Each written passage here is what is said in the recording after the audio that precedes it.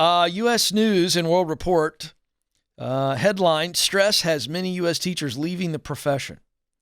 New survey suggests that the pandemic could be driving even more teachers from this profession.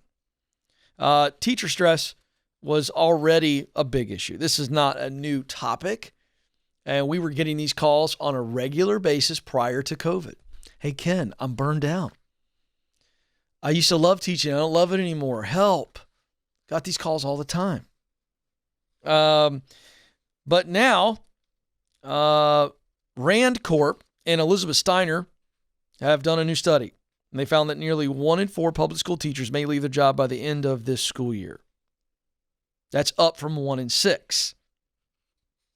They also found that teachers were nearly 2 times more likely to say they had a frequent job-related stress incident and nearly 3 times more likely to report symptoms of depression. Wow. This is compared to working adults in the general working population.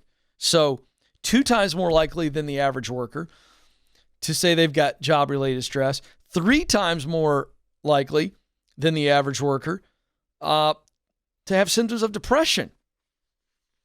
So what does this mean? It means you're going to have a shortage of teachers.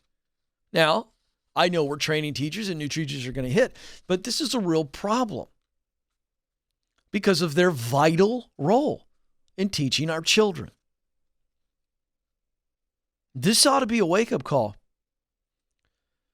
to legislators, governors, senators, congressmen. I'm telling you, this is a problem. The system is broken, not the teachers. Let me say it again so somebody doesn't misinterpret me, even though no matter how clear I say it, someone will twist it. The education system in America is broken. We have bureaucrats that are making decisions that principals and teachers are forced to try to execute on the local level. And it is failing our teachers, which means it is failing our families.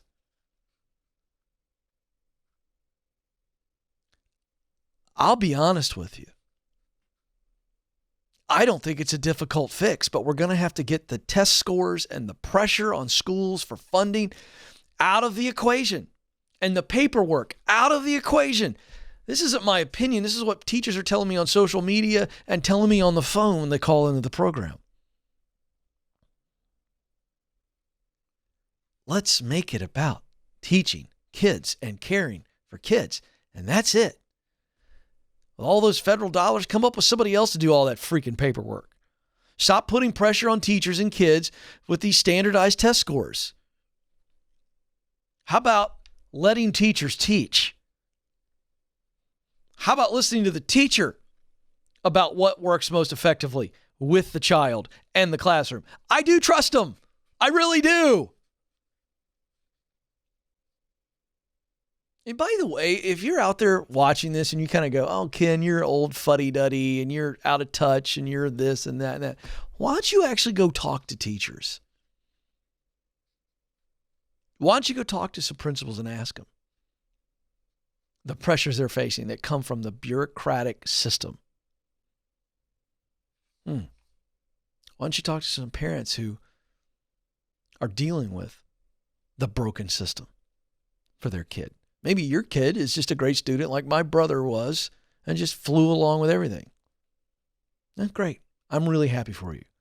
But if you're a parent of a kid like me, the system's broken. Has been for some time. It's time for an overhaul. If you are a teacher who is feeling like you want to leave the profession, will you call me? Amanda Madison will do 50 teacher calls in a row. I don't care. Because here's what I want to do for you. I want to look at it from the standpoint of your sweet spot, from your calling, your purpose. Because you can be in your sweet spot doing what you were created to do and feel like you want to quit it because of the environment that you're dealing with and the workload itself. It's not a surprise to me. So what we want to do is to say, hey, we may need to leave, we may need to pause, but do we truly exit the profession? Or do we stay in a place where we are instructors, and guides and trainers, because that's what a teacher is. Don't walk away completely until you know that you know that you know that it's no longer in your sweet spot or that it never was. Please, I beg of you, because you're too important. Too important. And we cannot keep this up. My mission is not to Washington, D.C., but there are times like this where I feel like maybe it's got to have a component. The education bureaucrats, the politicians, the special interest, the teachers' unions, there's so many players involved. And then policy gets created that churns through the very people who were put on this planet to love and instruct kids. And that's a problem. Politics does not belong in education. I know that it has to be involved when you're talking about public funds. I get it. But at some point, you, the people, we, the people, need to say enough is enough. We've overcomplicated teaching kids. And it's hurting us big time.